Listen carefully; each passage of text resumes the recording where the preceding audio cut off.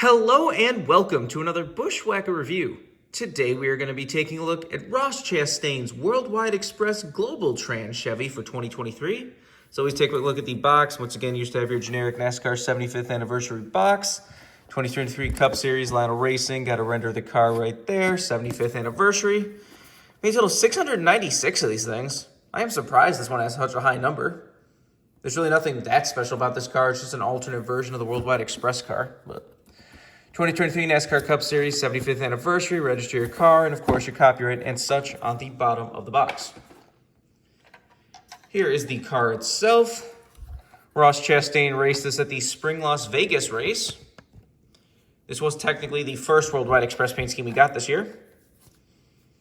I said it's still really funny to me that in 2022 we could not get a Ross Chastain Worldwide Express diecast. All they offered was the trucks, which DNP'd for some reason, and they refused to offer the Cup car or the half-and-half Cup car later in the year. And now this year we have 5 clean diecast plus 2 race versions in Cup. You've got the Standard, you got this Globaltranz, you got Unishippers, you got the UPS Throwback, you got the Pink Breast Cancer one, and then you, of course, won Nashville and Phoenix in the Standard paint scheme, and we're getting those too. So, whatever. I'll take it. I don't know, like I said, I still never understood why 2022 they refused to offer that black and blue paint scheme, because that looked really cool, but now we'll just never get it. But luckily, we have a bunch of them this year. This one is basically the standard paint scheme, but instead of the black, you have a darker blue color. And yes, once again, the edge of the number should be chrome, but it's not in the diecast. But we've now learned that this wasn't a case of Lionel can't do it based on the third Unishippers car that ran. But we'll get to that when we get to that video for that diecast. So it's no longer a question of Lionel if they can do it. They definitely can do it for some, so there's really no reason why they haven't been doing it this whole time. But anyways, let's get down to sponsors. On the hood, you have Worldwide Express Racing. Got Worldwide Express, Globaltranz, and Unishippers down there. Got BWXRacing.com on the nose.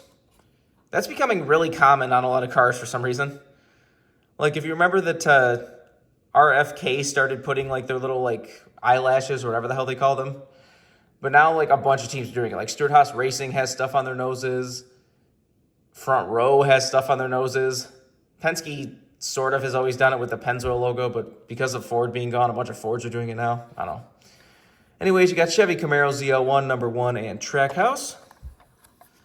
Down the side, you have Globaltranz, Shipping Logistics Supercharged. Got Jockey down there. In the back, you got Advent Health and Kubota. On the C post, you have bmoose.org and Siemens. And on the B post, you have Chevrolet, Moose, and Advent Health. Ross Chastain's name on the name rail with the Melon Man and the Rob Rose Rose. As your regular contingencies and such up front. On the back, you have WWXRacing.com, Shipping Logistics Supercharged. Number 1, Quaker State Chevrolet Camaro ZL1. On the deck lid, you again have the Worldwide Express logo, the Globaltranz logo, and the Unishippers logo. All got paint schemes this year. Got Globaltranz on the roof. This is number 412. Got the same stuff down the other side as usual. Take a look under the hood. So you got a Chevy bow tie under there. There's the engine detail if you want to see that. Obviously no deck lid. The roof flaps, of course, do open. And there's the inner side of the car if you want to see that.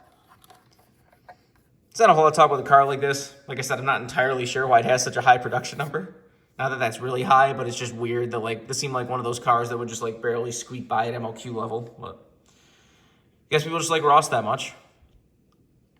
Said he only did race this once, as far as I can remember, being the Spring Las Vegas race. I don't believe he ever brought it back again, but there was a couple times, like, I'm pretty sure he did bring back the Unishippers at least once after it ran the first time. But it is funny that they still refuse to offer Suarez's Worldwide Express car. They're all the same base paint scheme, but, like, Suarez's is just, like, the same shade of blues. And then this one's, like I said, he has, like, the black and blue one, this blue and dark blue, there's the white and blue one, and the blue and pink one. But they didn't even offer Suarez's. Probably wouldn't have met MLQ anyways, but it's just kind of funny that they just completely ignored offering Suarez's. Be interesting to see what Worldwide Express does with Ross this year. They are still on his car, but I wonder how many races they're going to have with Busch coming over. I mean, they did kick out Advent Health, so they probably at least have some races left. I would assume you're still going to see a few Worldwide Express races for Ross, but they're probably not as primary anymore. I assume they're going to be on Suarez's car more than anything this year. If you want this car as a brand new release, you can get it right now. I don't think this car is going to get rare. At least, like I said, this is probably the least exciting out of all the Worldwide Express cars as far as I'm concerned. It's just blue and blue, but I don't know.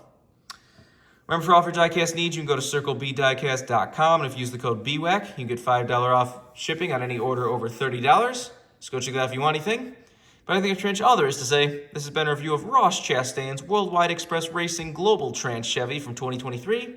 Hope you enjoyed it. Thanks for watching.